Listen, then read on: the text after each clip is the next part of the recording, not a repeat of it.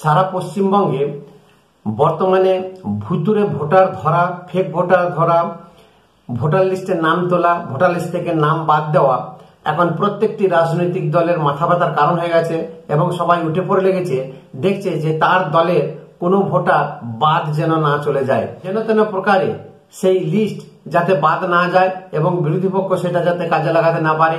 আবার বিরোধী পক্ষ এটাও ভাবছে যে রুলিং পার্টি যাতে বিরোধী পক্ষের কোনো ভোটার ক্যান্সেল যাতে না করতে পারে, এরকম একটা হই হই কাণ্ড পড়ে গেছে সারা পশ্চিমবঙ্গে, সারা ভারতবর্ষে। এবং এই নিয়ে এই যে ভোটার লিস্ট বা ভোটার কার্ড আবার রিকারেকশন করার জন্য চিফ ইলেকশন কমিশনার সর্বদলীয় বৈঠক ডেকেছেন এবং সারা ভারতবর্ষ জুড়ে একটা বিশাল রকমের রেকটিফিকেশন হতে চলেছে। এই ভোটার কার্ড বা ভোটার লিস্ট সংশোধন হতে চলেছে। 2018 সালে মে মাসে বোম্বের সীমন্তিনী ধ্রুব বলে এক পরিচালক উনি নতুন ভোটার কার্ড পান এবং ভোটার লিস্টে নাম ওঠে। 2024 সালে যে লোকসভা ভোট যখন ভোট দিতে যান তখন ভেতরেও ওনাকে আটকে দেয় যে আপনার ভোটার লিস্টে নাম নেই, আপনার কিন্তু ভোটার লিস্ট থেকে নাম বাদ চলে গেছে। প্রিসাইডিং অফিসার জানান যে আপনার নাম এই লিস্টে নেই, আমাদের কিছু করার নেই। তখন উনি ইলেকটোরাল রেজিস্ট্রেশন অফিসারের কাছে যান এবং জানতে চান যে ভোটার লিস্ট থেকে নামটা কেন বাদ গেছে বা কে বাদ দিয়েছে, কি কারণে বাদ হয়েছে। তখন সেই লিস্ট চেক করে দেখা গেছে এবং তাকে বলেছে আপনি মৃত, আপনাকে এখানে মৃত বলে ঘোষণা করা হয়েছে, সেই জন্যই লিস্ট থেকে বাদ চলে গেছে। তাহলে বুঝতে পারছেন জীবিত ব্যক্তি কিভাবে মৃত হয়ে যাচ্ছে, ভোটার লিস্ট থেকে বাদ চলে যাচ্ছে। আবার একই নাম্বারে অনেক ভোটার কার্ড বা ভোটার লিস্টের নাম চলে আসছে, একই ব্যক্তির নাম 2-3 জায়গায় আসছে, এটা হামেশাই হচ্ছে, আকসার হচ্ছে। পাঞ্জাবের ভোটার বোম্বেতে এসে ভোট দিয়ে চলে যাচ্ছে, আবার মহারাষ্ট্রের ভোটার গুজরাটে গিয়ে ভোট দিচ্ছে, এরকম কিন্তু হচ্ছে না যে তা কিন্তু নয়। এই যে মমতা ব্যানার্জি উনি কিন্তু এই জিনিসটা নেতাজি ইন্ডোরে প্রকাশ করেছেন, কিন্তু উনি যে এই জিনিসটা যে বলেছেন এটা উনি কিন্তু অনেক আগে থেকেই জানতেন। আজকে সারা ভারতবর্ষে এই জিনিস নিয়ে ব্যাপক চর্চা হচ্ছে, তাই আগে ভাগে উনি কিন্তু এটা প্রকাশ করলেন। তার আগে থেকে রোহিঙ্গা বাংলাদেশিদের প্রচুর ফেক ভোটার কিন্তু আজকে বর্তমান রুলিং পার্টি বা টিএমসি সরকার কিন্তু তৈরি করে দিয়েছে। ভোটার কার্ড আমাদের কিভাবে তৈরি হয় আমরা জানি যে সরকারি আধিকারিক বা চিফ ইলেকশন কমিশনার বা নির্বাচন কমিশন দপ্তর থেকে ভোটার কার্ড ইস্যু হয়, কিন্তু তারপরেও যে অনেক ফেক, যত সাইবার কাফে আছে, যত কম্পিউটার সেন্টার আছে, এরকম প্রচুর জায়গা আছে যে নকল মেশিন লাগিয়ে তারা কিন্তু ভোটার কার্ড তৈরি করছে এবং যথেচ্ছভাবে বিলি করছে। বাংলাদেশ থেকে যত রোহিঙ্গা বলুন বা বাংলাদেশি যত অনুপ্রবেশকারী তারা কিন্তু পশ্চিম বাংলাতে আকছার তারা ভোটার কার্ড, আধার কার্ড তৈরি করে চলে যাচ্ছে দিল্লি, বোম্বে, বেঙ্গালোর, কেরালা, কর্ণাটক, সমগ্র ভারতবর্ষে ছড়িয়ে যাচ্ছে। এরকম প্রচুর ফেক ভোটার বা ফেক অনুপ্রবেশকারী দিল্লিতে কিন্তু ধরছে। লেখাগুপ্ত সেখানে কিন্তু মিলিটারি অ্যাকশনের মতন কাজ করে যাচ্ছে। এই যে ফেক ভোটার বা ভোটার লিস্টে থেকে নাম বাদ চলে যাওয়া বা বাদ হয়ে যাওয়া আমরা যখন ভোট দিতে যাই তখন জানতে পারি, কারণ এই ভোট বা ভোটার লিস্টে নাম তোলা বা ভোটার আইডি এই জিনিসটা নিয়ে সাধারণ মানুষ কিন্তু মাথা ঘামায় না সচরাচর। এটা আমাদের প্যান কার্ড বা আমাদের ব্যাংকের পাসবইয়ের মতন আমরা ডেইলি বা মাসে যেরকম আমরা ব্যবহার করি সেরকম কিন্তু এটা আমাদের ব্যবহৃত হয় না। কোনো কালেক্রমে বা কোনো অ্যাড্রেস প্রুফ হিসাবে আমরা কিন্তু ব্যবহার করি। যখন ভোট আসে, সে পঞ্চায়েত হোক, কর্পোরেশন হোক, বিধানসভা, লোকসভা, যাই ভোট আসুক, তখনই কিন্তু এই ভোটার কার্ড, ভোটার লিস্ট দেখা বা ভোটার লিস্ট নিয়ে বেশি আমরা মাথা ঘামাই বা পার্টি কর্মী যারা তারা বেশি মাথা ঘামায়, জনসাধারণ অতটা মাথা ঘামায় না যে ভোটার লিস্টে নাম আছে কি নেই সেই ব্যাপারে। এখন আসুন জেনে নিই যে ভোটার লিস্ট থেকে নাম বাদ হয় কি করে যে মানুষ বেঁচে আছে, বা ভোটার লিস্ট থেকে নাম কিভাবে আরো পরিযোজন বা সংশোধন করা যায়, কিভাবে কি হয়, এর প্রসিডিওরটাই কি। তার কারণ হচ্ছে এই যে ভোটার লিস্টে নাম তোলা বা ভোটার লিস্ট থেকে নাম বাদ দেওয়া, এই টোটাল কাজটাই কিন্তু বিএলও, বুথ লেভেল অফিসার। এই বুথ লেভেল অফিসাররা বাড়ি বাড়ি ঘুরে সেটা কালেকশন করে এবং যে বাড়িতে কোনো ব্যক্তি হয়তো মারা গেছে, তার নামটা বাদ দেওয়া এই বুথ লেভেল অফিসাররা করে থাকে। এবং কোনো নতুন ভোটার যারা 18 বছরে পড়েছে, বয়স যাদের 18 বছর হয়েছে, তাদের নাম সংযোজন করা বা নতুন করে রেজিস্ট্রেশন করা এই বুথ লেভেল অফিসাররা করে থাকে। এই বুথ লেভেল অফিসাররা, এদের কাজ হচ্ছে বাড়ি বাড়ি ঘুরে পর্যবেক্ষণ করা এবং তার সঠিক তথ্য সংগ্রহ করে ইআরও অফিসে জমা দেওয়া, এটাই হচ্ছে ওদের কাজ।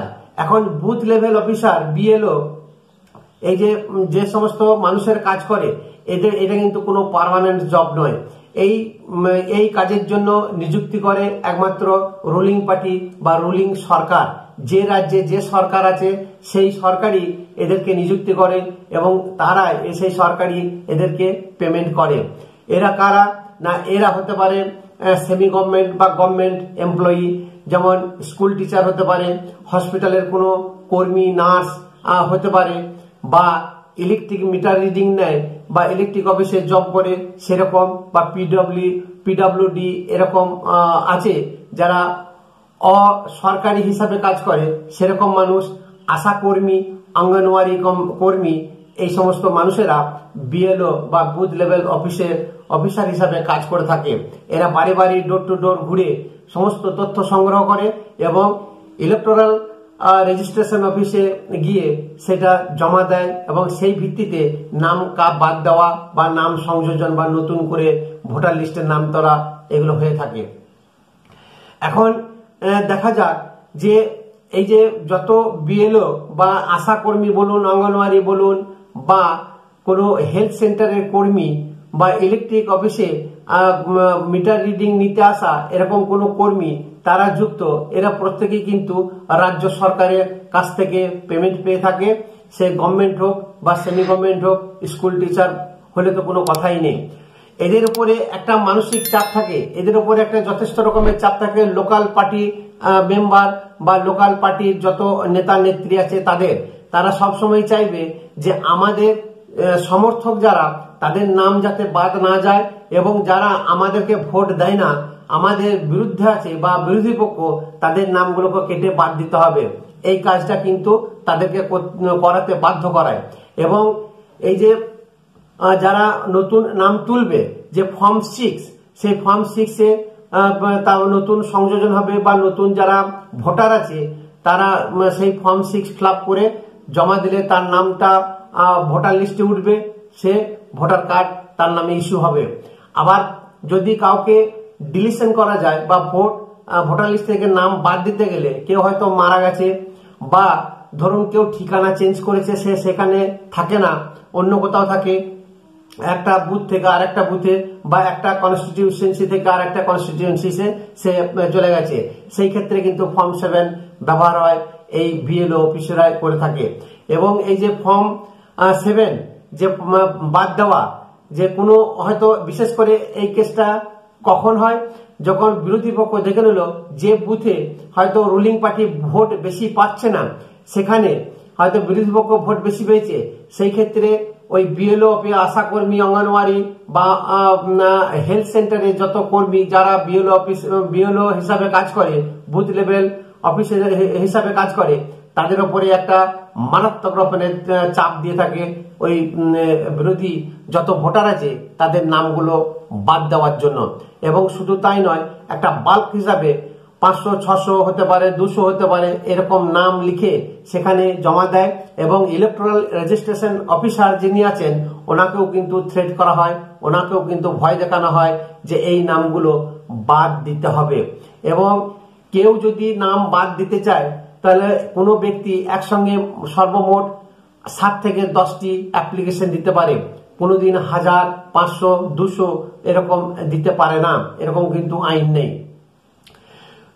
যখনই সে দেবে কোনো কারো নাম বাদ দেওয়ার জন্য, তখন সেটা প্র্যাকটিক্যালি সশরীরে ভেরিফিকেশন হবে সেই ঠিকানায় গিয়ে, বা সেই ব্যক্তি আদৌ মারা গেছে কিনা, বা সেই ব্যক্তি ওই ঠিকানায় বসবাস করছে কিনা ইত্যাদি।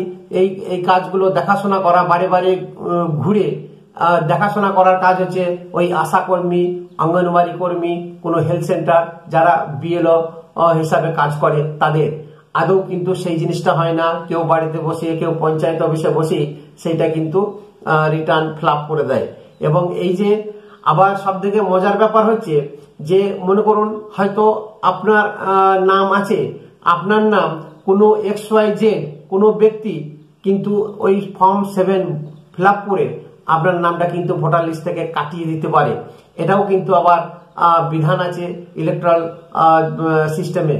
তাহলে এই যে যেমন নাম কাটিয়ে দিতে পারে, সেখানে যে নাম কাটাবে বা যে কাটাচ্ছে কারো নাম, তার ডিটেলস কিন্তু সেই ফর্মে দিতে হবে। তার নাম, তার এপিক নাম্বার, তার মোবাইল নাম্বার দিয়ে আপনার নাম যে অমুকের নামটা বাদ দেওয়া হোক ভোটার লিস্ট থেকে। এইবারে সেই ইলেকট্রাল অফিসারের কাজ হচ্ছে যে ইনি কেন ওনার নামটা বাদ দিতে চাইছেন, সেখানে সশরীরে তার কাছে যার নাম বাদ দেবে তার কাছে বা তার বাড়িতে গিয়ে সেটা জিজ্ঞাসাবাদ করা, খোঁজ খবর নেওয়া এবং তাকে জানানো যে অমুক ব্যক্তি আপনার নামটা ভোটার লিস্ট থেকে বাদ দিতে চাইছে, কারণটা কি।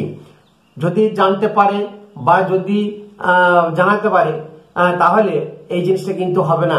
আদৌ কিন্তু এই সিস্টেমে কাজ হয় না এবং কোনো ইলেকট্রাল অফিস থেকে তার বাড়িতে কোনো লোক আসে না বা পাঠায় না জানার জন্য বা তিনি বেঁচে আছেন কিনা বা আপনার নামটা অমুক ব্যক্তি XYZ উনি বাদ দিতে কেন চাইছেন, কি ব্যাপার। এই যে এই তথ্যগুলো সশরীরে প্র্যাকটিক্যালি কিন্তু জানতে হবে বা জানার সিস্টেম আছে, কিন্তু আদৌ কিন্তু সেই জিনিসগুলো হয়ে ওঠে না বা হয় না।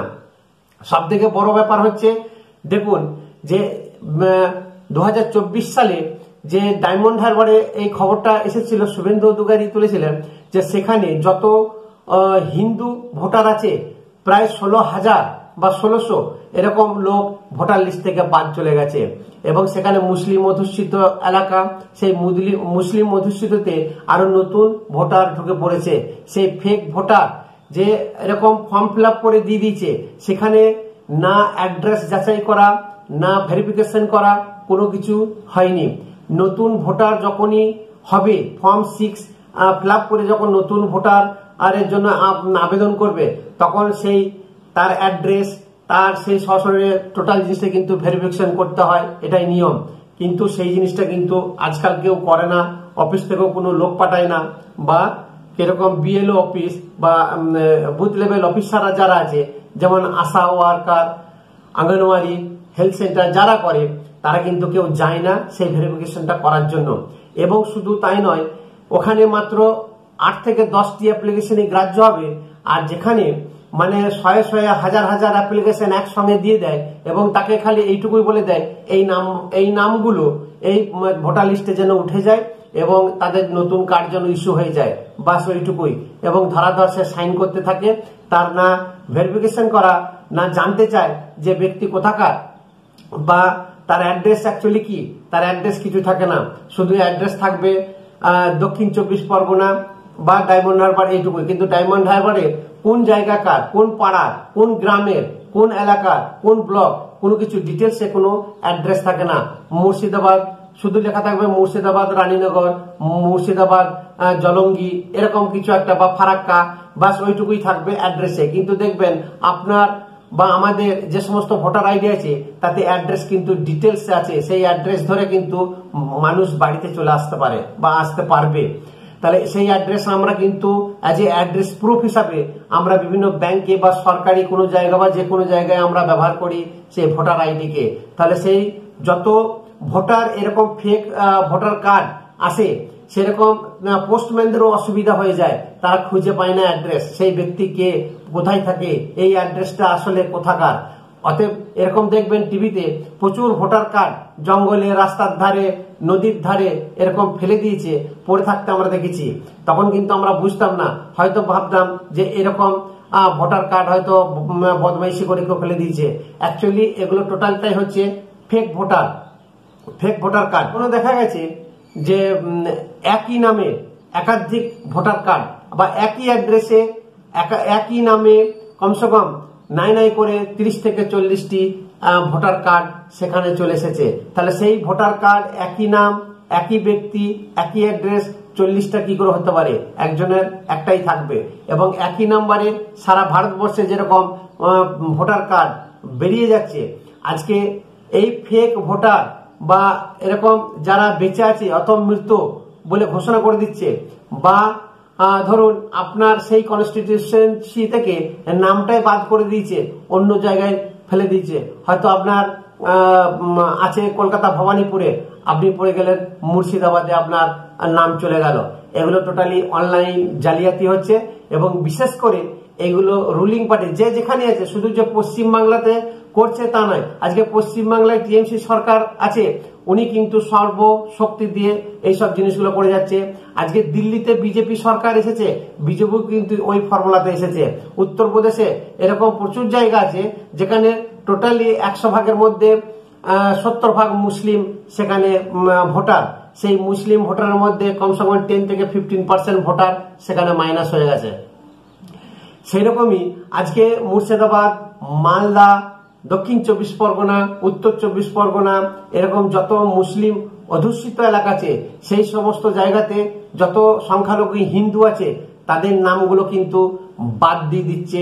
এরকম বিএলও অফিসার চাপে পড়ে বা ইলেকট্রাল রেজিস্ট্রেশন অফিসে গিয়ে তাদের নামগুলো অ্যাজ এ বাল্ক হিসাবে বাদ দিতে বাধ্য হচ্ছে বা বাদ দেওয়া করাচ্ছে। তাহলে এইভাবে যদি সিস্টেম চলতে থাকে, তাহলে আমি বলবো ভারতের নির্বাচনী যে সিস্টেমটা, ইলেকশন সিস্টেমটা টোটালি ঢপের। এই ঢপের জিনিস যদি না শুধরাতে পারে, অদূর ভবিষ্যতে কিন্তু আরো সংকট দেখা দেবে। তাহলে এরকম নির্বাচন করার থেকে না করানোটাই অনেক বেস্ট বা অনেক বেটার। এই যে নির্বাচন কমিশন টোটালটাই যে রুলিং পার্টি বা যে সরকার থাকে তার কথা মতোই কিন্তু চলে। আগে কংগ্রেস সরকার ছিল, কংগ্রেসের কথা মতো কিন্তু নির্বাচন কমিশনার সেইভাবে কাজ করত। আজকে বিজেপি সরকার আছে, নির্বাচন কমিশনার কিন্তু সেইভাবেই কাজ করে যাচ্ছে। হয়তো পশ্চিম বাংলায় আমরা দেখছি যে সেখানে হয়তো দিদিমণি এইসব কাজ করছে, কিন্তু অন্যান্য জায়গাতে উনি কিন্তু বিজেপির কথা শুনেই কাজ করছে। আজকে পশ্চিম বাংলাতে দিদিমণি যেমন ভাবে নির্বাচন কমিশনারকে বলছেন, রাজ্য নির্বাচন কমিশনারকে, উনি সেইভাবেই কিন্তু কাজ করছেন। আরিজ আফতাব যিনি ছিলেন, তিনি যে কিভাবে 2 নম্বরই করে গেছে। আজকে কিন্তু শুভেন্দু অধিকারী বলেছেন যে 15 থেকে 16 লক্ষ এরকম ফেক ভোটার উনি কিন্তু ধরেছেন ভোটার লিস্ট। এইটা নিয়ে বিশাল ঝামেলা হচ্ছে। এখন দেখা যাক যে এই জল কতদূর গড়ায়। এবং শুধু তাই নয়, আজকে অভিষেক ব্যানার্জি ঘোষণা করেছে যে বিএলও অফিসার যারা বুথ লেভেলে কাজ করে, এই ভোটার লিস্ট সংশোধন, ভোটার লিস্টে নিয়ে বা নতুন ভোটার সংযোজন করা, এই টোটাল ভোটার লিস্ট নিয়ে যারা কাজ করে তাদের কাজ করতে হবে না। উনি এই জন্য স্পেশাল সুপারভাইজারি পদ সৃষ্টি করেছেন।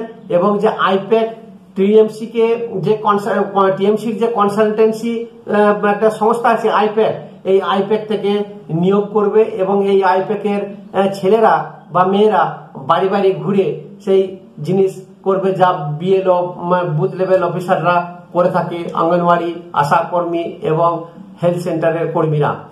এখন সেটা বোঝার যে এই যে প্রশান্ত কিশোরের আইপ্যাকের যে ছেলে মেয়েরা এইসব কাজ করবে, আদৌ সেটা কতখানি সুষ্ঠু হবে, কতখানি মানে সঠিক হবে, সেটা দেখার এখন দেখে নেবে যে রুলিং পার্টি কি সে ফেভার করবে, দেখে নেবে যে কোথায় বিরোধী ভোটার বা বিরোধী লোক বেশি আছে, হয়তো সেখান থেকে বিরোধী পক্ষের মানুষদের ভোটার লিস্ট থেকে বাদও দিয়ে দিতে পারে।